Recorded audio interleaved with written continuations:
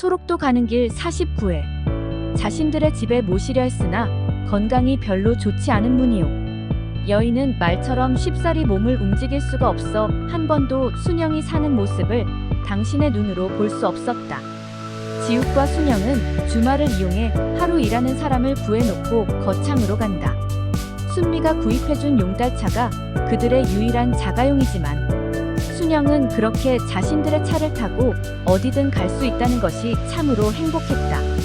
먼 장거리 길에는 남편과 둘이서 교대 운전을 하면서 서로 편안한 마음으로 모든 사물을 바라볼 수 있고 세상의 모든 것들을 대할 수 있다는 것이 때로는 아직도 꿈만 같은 일이었으나 이제는 그 모든 것들이 조금씩 현실로 다가오면서 세상과 맞서는 일의 두려움이 점차 없어지곤 한다.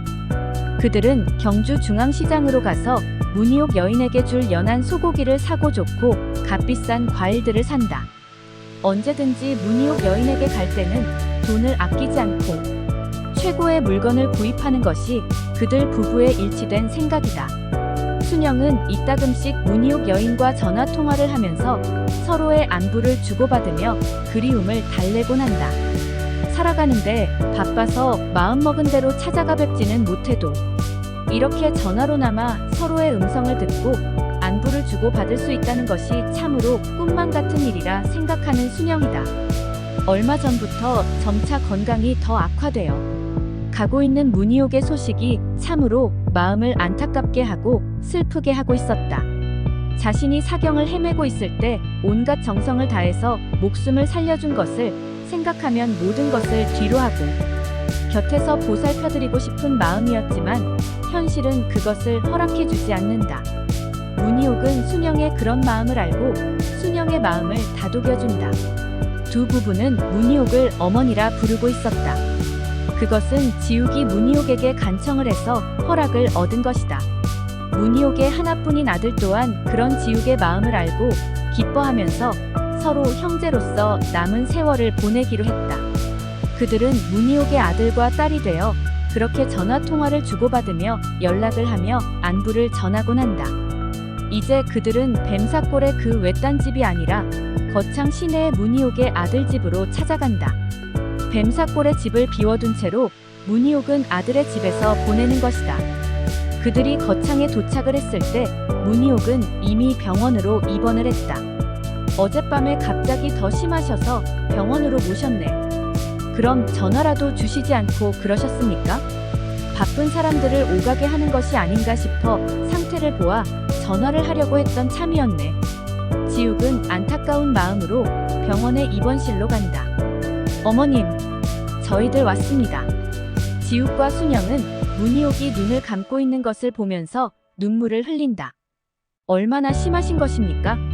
지욱은 문희옥의 아들 경환을 보면서 묻는다. 아마 조금은 힘들 것이라고. 이제 연세도 있으시니 마음의 준비를 해야만 할 것이라고 하시네. 문희옥은 힘들게 눈을 뜬다. 어머니, 지가 왔습니다.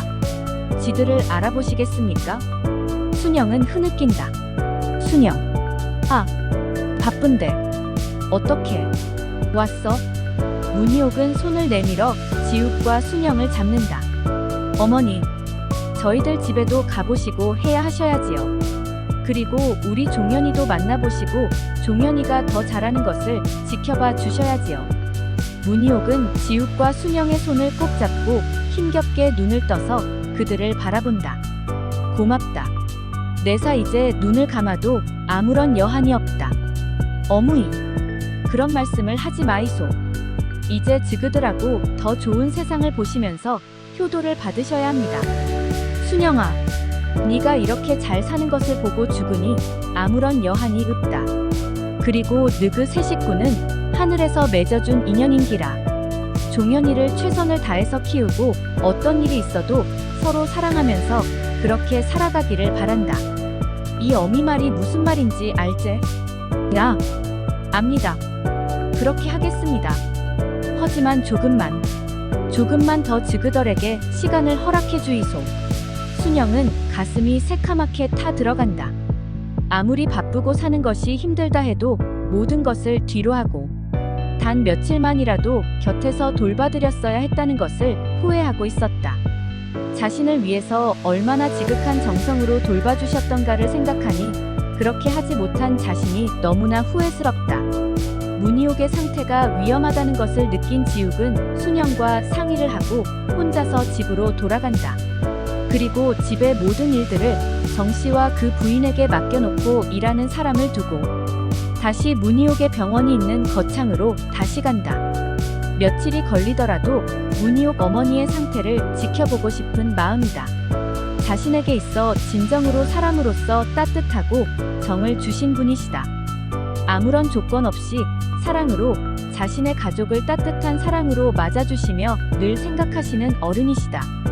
문희옥은 지욱과 순영이 곁에 있다는 것을 알고 2, 3일 반짝 좋아지는 것만 같았다.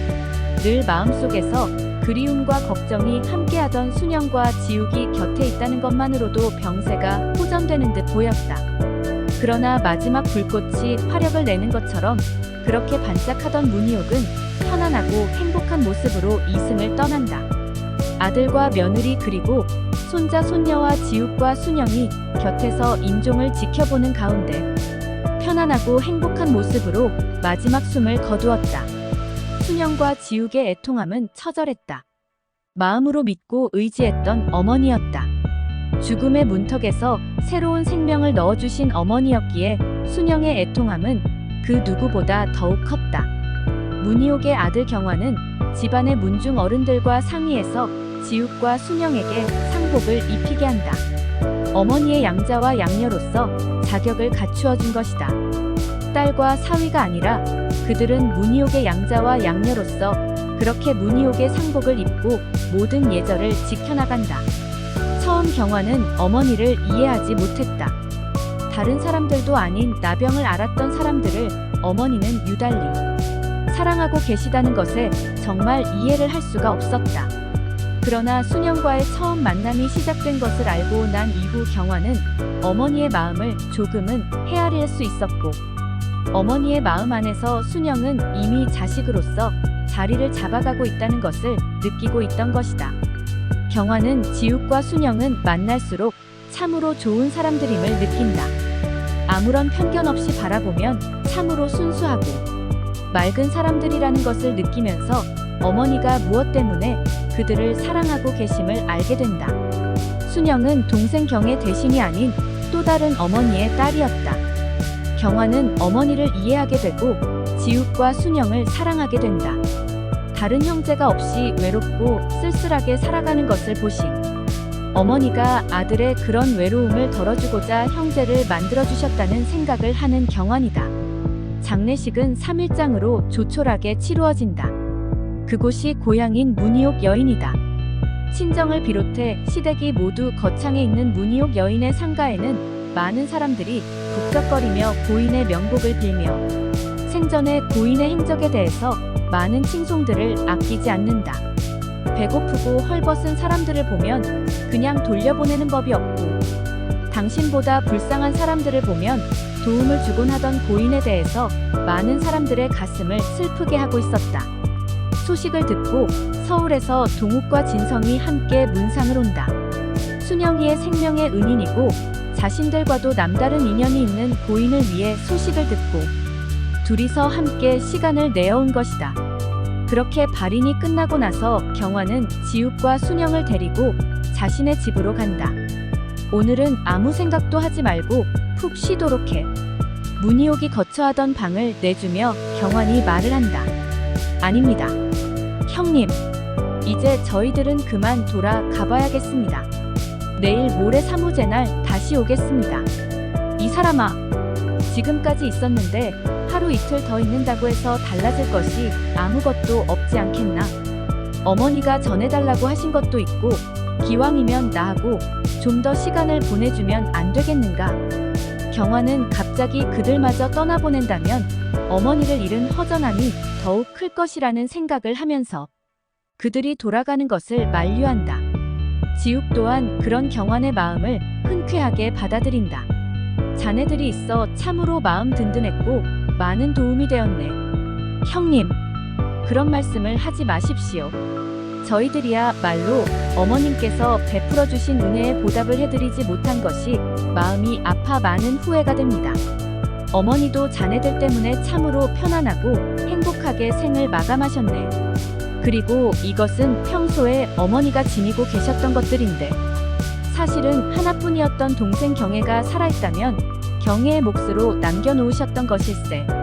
이것들을 자네들에게 전해주었으면 하는 말씀이 계셨네. 경화는 작은 함을 내놓는다. 이것이 무엇입니까? 지욱은 선뜻함에 손을 대지 못하고 경환을 바라본다. 평소에 어머니께서 경애 앞으로 준비를 해놓으신 것일세. 경애가 결혼을 하면 주려고 했던 것들인데 결혼을 하지 못하고 저 세상 사람이 되었으니 당연히 작은 딸인 순영이 앞으로 가는 것이 맞겠지. 아입니다. 지가 어찌 그런 것을 받겠는겨. 순영은 손사래를 치며 펄쩍 뛴다. 어머니의 뜻일세. 그러니 어머니의 뜻을 받아야 하지 않겠나. 경화는 함을 순영이 앞으로 밀어놓는다. 어서 열어보시게. 순영은 잠시 생각을 하더니 조심스럽게 함을 열어본다. 많지는 않지만 각종 보석들이 달린 패물들이었다. 그리고 몇 가지의 서류들이 들어있다. 뱀사골의 집과 전답이 들어있는 문서들이다. 오라버님, 이것은 지게는 가당치도 않는 것들입니다. 지가 어찌 이런 것들을 받을 수 있겠습니까? 순영은 극구 사양을 한다. 이런 것들을 받을 만한 자격도 이유도 없는 것이라고 생각한다. 순영아, 어머니의 딸이 되는 것이 싫으냐? 아닙니다. 그것하고는 다릅니다. 다르지 않다.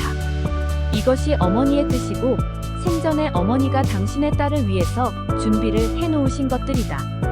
그리고 뱀사골의 집과 전답들은 어머니께서 친정에서 물려받으신 것들이고 그것은 어머니께서 마음대로 하실 수 있는 것들이기 때문에 나에겐 아무런 권한도 없는 것이다. 게다가 난 그것이 아니더라도 우리 문중의 재산만 가지고도 넉넉하게 살아갈 수가 있다. 그러니 아무런 생각도 하지 말고 어머니의 뜻을 받아들였으면 한다. 오라버님, 지가 무슨 염치로 이런 것을 받겠는겨. 순영은 눈물을 흘린다. 어머니의 깊은 사랑을 어찌 다 헤아릴 수가 있었겠는가. 글 일향 이봉우. 계속됩니다. 구독과 좋아요 눌러주세요.